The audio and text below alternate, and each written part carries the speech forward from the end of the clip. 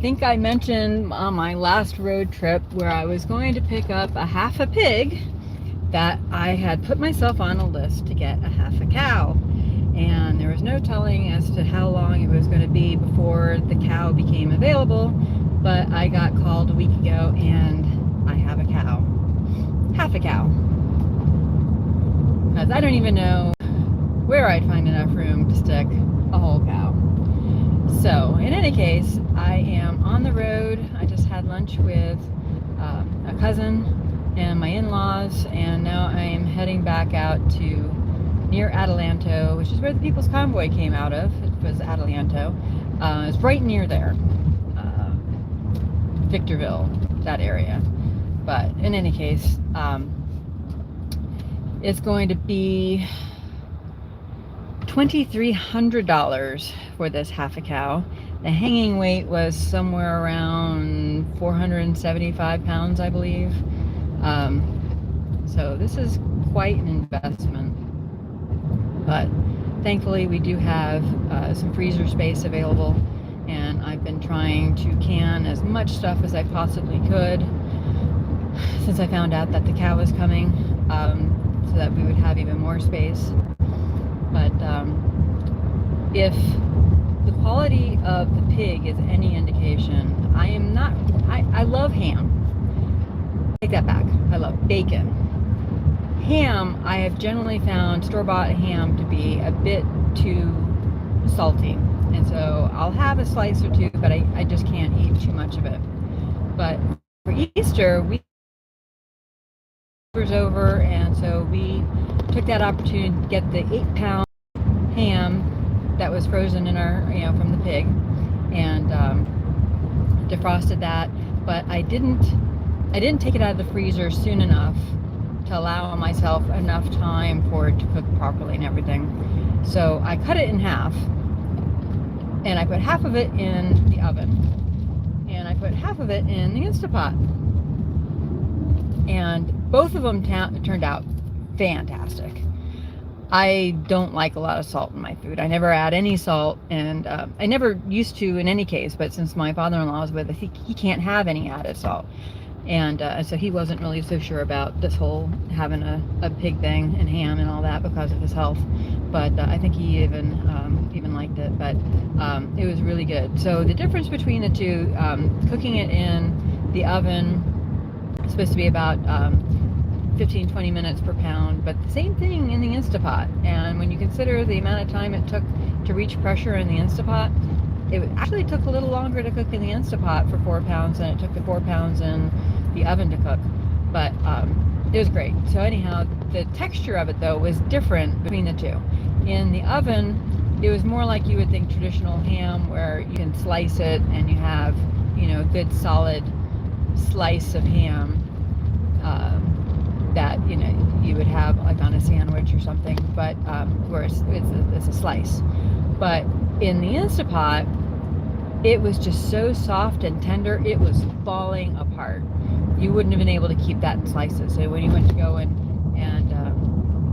cut that, it kind of shredded. It was like brisket, like pork brisket. But it was, both of them are really good, just slightly different texture on that. Let me know in the comments if you have a preference, if you've had either of those types. But anyhow, really good. So I'm really looking forward to having this cow, and so that's good.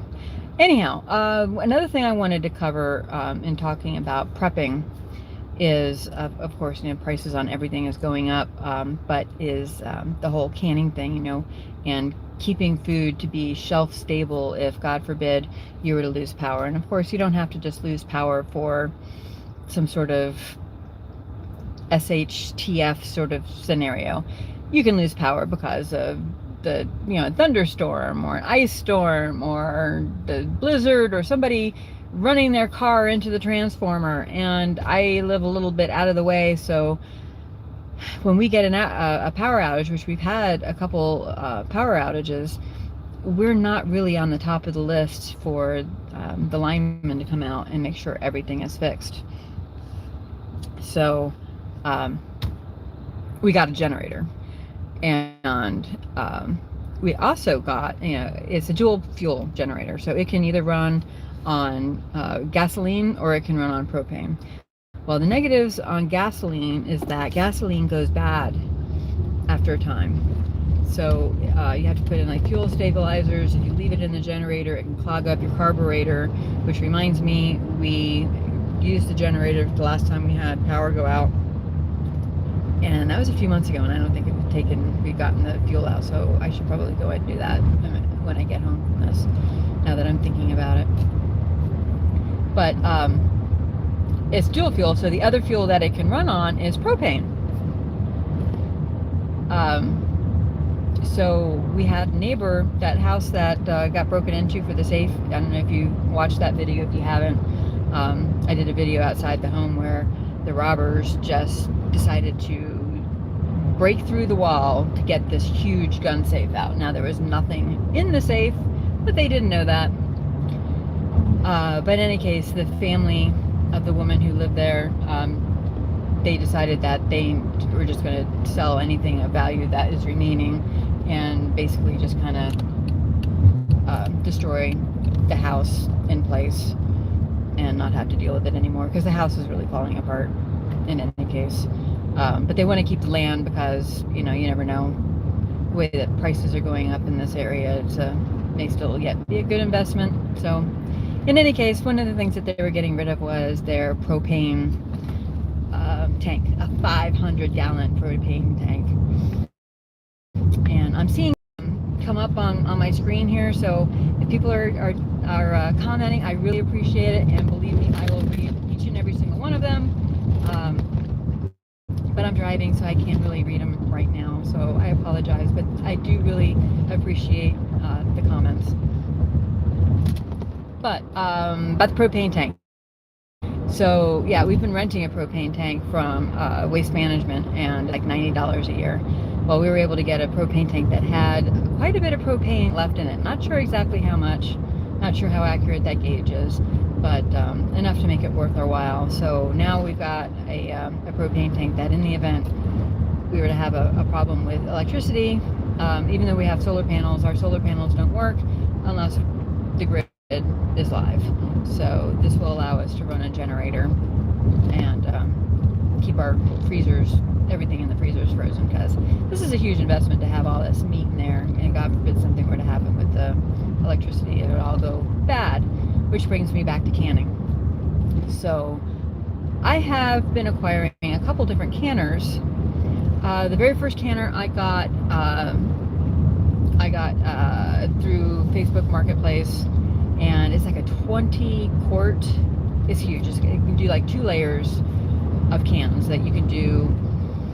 I think if you do dual layers, it might have to be pints, or maybe you can do a quart and then a pint on top, but it's really tall. This thing is really heavy when it's full on. And I have done a couple of batches where I have filled that complete thing. But the thing is that all the prep time and getting that full, because if you're going to go through all that effort of using a 20 quart pressure canner, you want to fill it up, right? Because it's going to take you the same amount of time in watching it if you only do a couple cans or you fill the whole thing. But of course, then you have all the prep time is going to take that much time longer. So anyhow, I found that I haven't used it very often because I generally don't have that many hours to devote to it in a given day. So then I went to a estate sale, and I found a much smaller one. And this one is probably maybe 4 or 5 quarts that you can fit in there, just a single layer. And I've used that once. But, it's the same sort of thing where you got to sit there and you got to make sure you're watching that gauge. For my elevation, I'm at 2,400 feet above sea level. You got to keep it above 15 psi. If you have that 5-pound increment, or if you've got a gauge that is like the dial gauge, I think it's more precisely 12 pounds that you have to keep it at for the pressure. But anyhow, same thing though. You got to sit there and you have to babysit it the entire 75, 90 minutes, however long your processing time calls for. Well, here's the thing that I want to share with you, because people are like, well, what is the best canner to get? Well, my answer is the canner that you're going to use. So the one that I have now used the most often is the Instant Pot Max, and it is verified by well, the company says that it's good for doing canning, but I know in reading some reviews that there were a number of people who are a little dubious about it as to whether it really keeps the pressure where it needs to be to do safe canning. And there is another YouTube channel, I believe it's Rose's Homestead.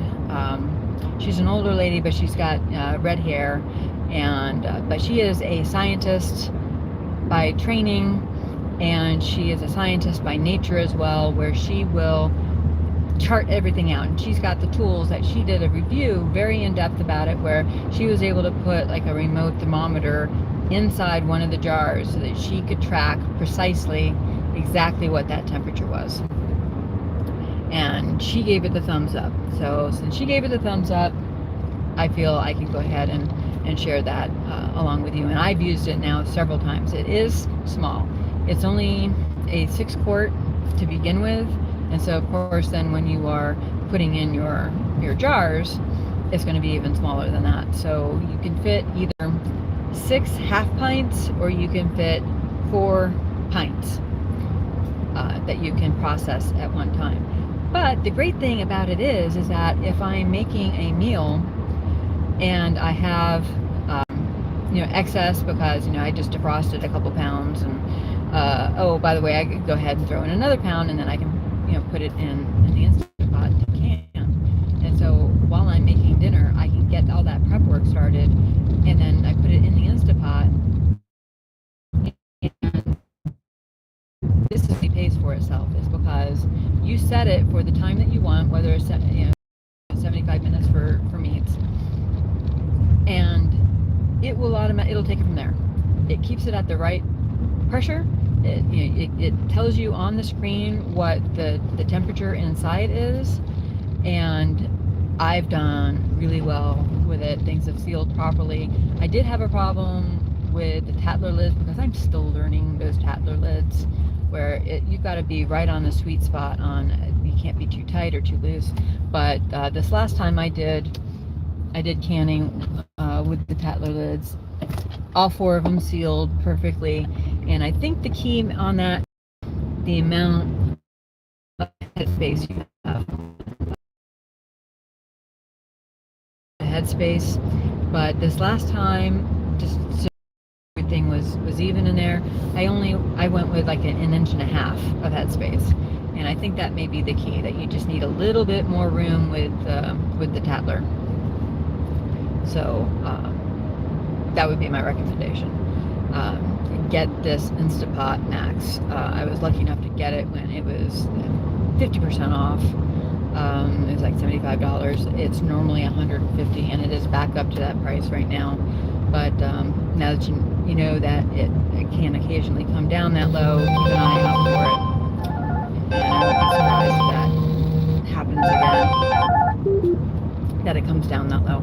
So keep an eye out for that. Let's see, on to politics. So I had the opportunity to interview Pastor Jerome Davison of Truth Force on YouTube. He was an outspoken advocate for Trump during the election. He is a former NFL running back, and he is now running for the 4th Congressional District seat for congressman. And I got to interview him this morning, and that will be coming on live. That'll be coming on live,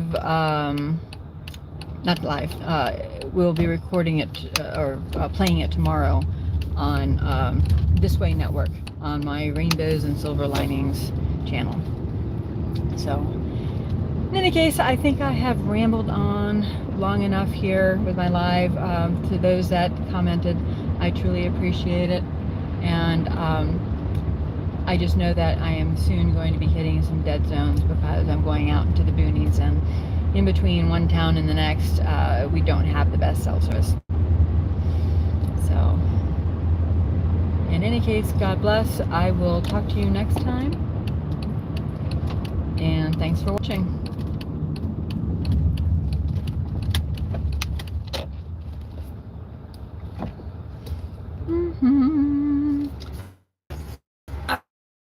I just pull over here for a moment. If anybody's still on. Let's see. Yeah. Okay. So anyhow, I appreciate you all being there. I'm going to be safe here and turn you. I will talk to you all later after I've gotten. Bye.